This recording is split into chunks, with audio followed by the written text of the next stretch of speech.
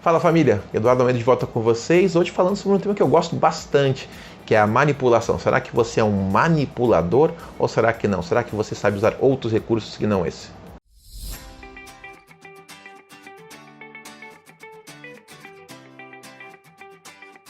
Sabe, trabalhando com comunicação, com publicidade, eu sempre digo que é muito fácil manipular as pessoas. Quem tem recursos, que é inteligente, tem muita facilidade de manipular os sentimentos, as emoções, as percepções das outras pessoas. Quando eu peço para você, por exemplo, para você dar o teu like aqui com honestidade, dizendo que você pode ser um agente de uma causa, uma transformação de consciência, eu tenho que tomar muito cuidado para não manipular as pessoas fazendo ofertas que não são verdadeiras.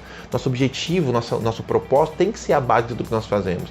E eu sempre digo que eu sou uma pessoa drivada, orientada por um propósito. Eu não sou tão bom quanto o propósito que eu sigo, ele é maior do que eu, mas eu me esforço diariamente para estar à altura desse propósito. Portanto, se você dá o seu like, assiste nosso canal, contribui com comentários, você está fazendo sim a diferença com a sua ação. Agora, quando analisando os meus clientes, analisando o mundo à minha volta, a gente percebe que menos de 20% das pessoas sabe trabalhar uma relação sem manipulação. E o que é manipulação? Manipulação é diferente de persuasão. Quando a gente fala em manipular, como seres sociais que somos, precisamos persuadir pessoas.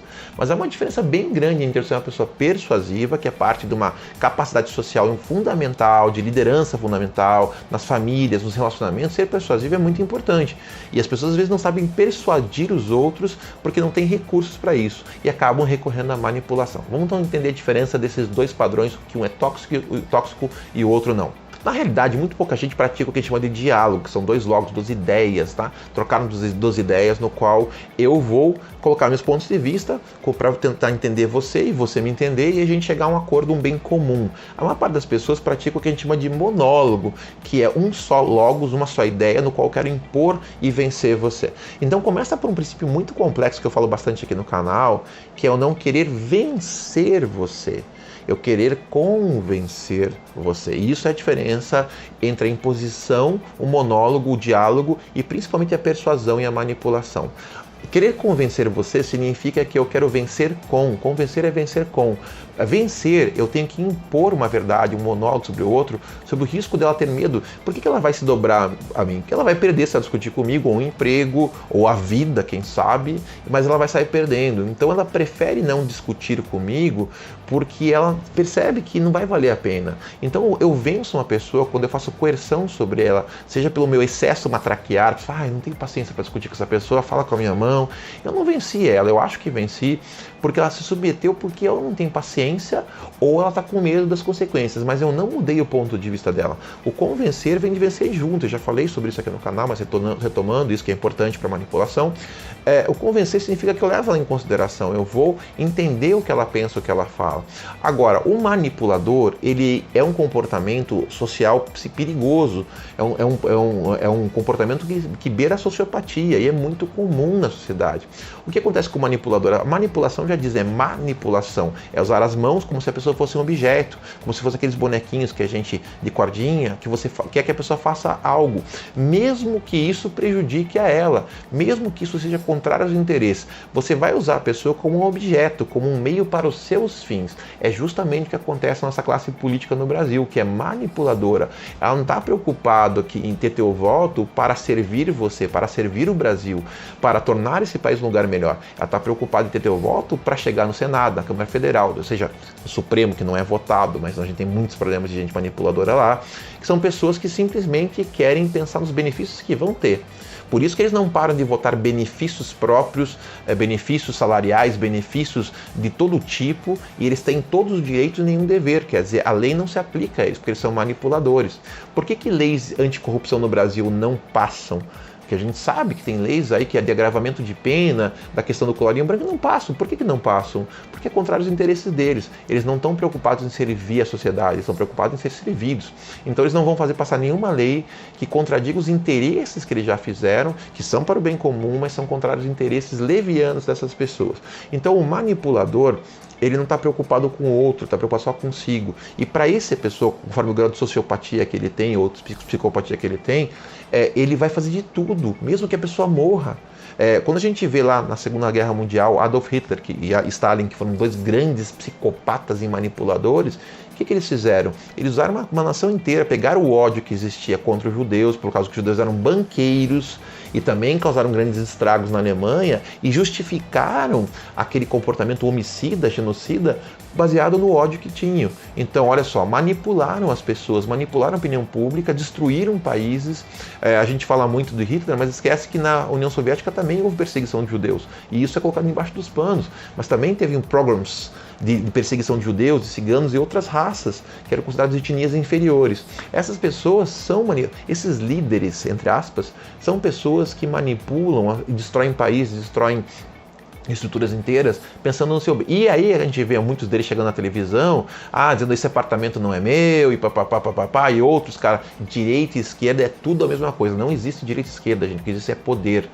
E o povo que é usado como meio para atingir esse poder. Todo o resto é uma grande ilusão, uma grande balela. E se você acredita nisso, você está sendo manipulado por essas pessoas que falam de ideologias apenas para manipular você. Então o manipulador ele vai se aliar a um discurso ideológico para chegar ao objetivo que ele tem. Seja ele de esquerda ou de direita. Por que vocês acham que em nenhum país do mundo onde o socialismo foi implementado, se distribuiu riqueza, aconteceu de novo a burocracia, que o Marx dizia que seria o socialismo o comunismo iria extinguir, aconteceu um aumento terrível de burocracia, a concentração de poder, poucos tiveram muito mais e a imprensa foi calada, a tal da liberdade nunca existiu. Por que será? Porque não existe direita e esquerda, o que existe são jogos de poder e pessoas que manipulam você. Claro que nós temos pessoas que têm crenças não ideológicas, mas administrativas, que se orientam mais com uma visão à esquerda e à direita. Mas essa ideologia fechada de esse é certo, aquele é errado, isso é uma grande ilusão de gente que manipula e de povo que é manipulado, ou como um desses caras é atribuído a ele, mas parece que ele não falou. Vamos usar os idiotas úteis, tá? As pessoas que simplesmente são manipuláveis. Então a gente começa a perceber que o manipulador é uma pessoa destrutiva. E você pode ser muito manipulador quando você não entende quem é o outro, não se preocupa com o outro.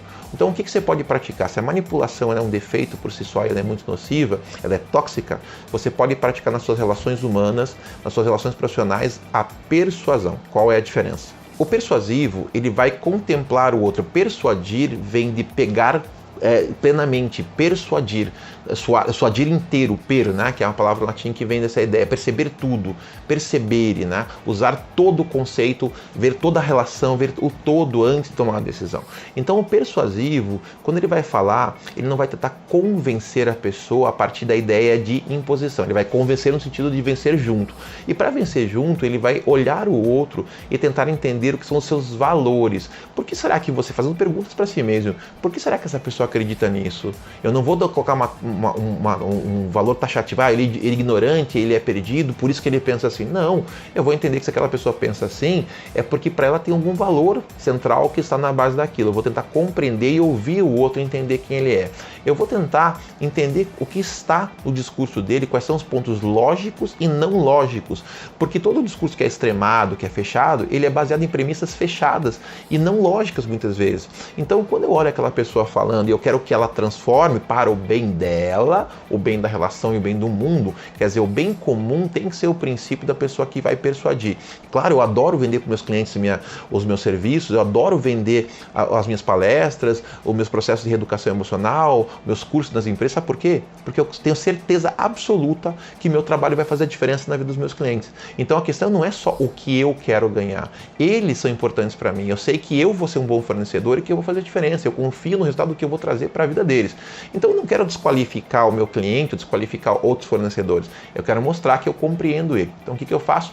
Ouço muito, ouço com atenção, percebo todos os valores dele, capto os valores. Agora eu vou mostrar para o meu cliente que muitas vezes a fala dele tem contradições.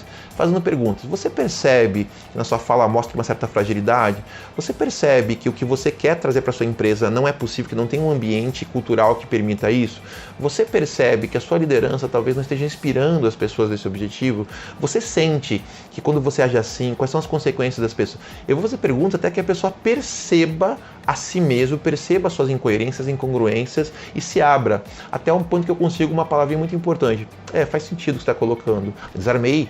A pessoa está desarmada. Olha, olha, interessante está trazendo, não tinha percebido isso não. Quando eu percebo que existe esse momento em que a pessoa entrou num processo de reflexão e consegue entender que aquilo está acontecendo, é minha hora de dizer. Posso então te dizer alguns pontos de vista sobre o teu olhar? Será que ele é verdade absoluta? Será que ele é assim? Veja, não faço afirmações. Você é, você não faz, você não compreende, você não está. Eu faço perguntas. Será que, se você agisse diferente, qual seria a ação que você poderia fazer que traria a diferença? Que tipo de estímulo nós poderíamos fazer nos seus liderados, na tua empresa, para a gente conseguir construir? Eu co-construo, eu trago a pessoa para construir e no final, aí sim eu vou dizer. Partindo disso, eu entendo que podemos juntos fazer tal coisa. Se você quer se transformar, eu posso te ajudar desta forma, com esposa, com filho. A questão é sempre a pessoa perceber. Se ela não se percebe, tem um conceito chamado de janela de Johari, que é bem interessante, que fala do eu cego. Se a pessoa não se percebe, não tem nada que você possa fazer por ela. Não adianta eu tentar vender para uma empresa um projeto que ela não está preparada para fazer, porque depois eu vou ter que administrar uma frustração e meu nome vai estar em jogo.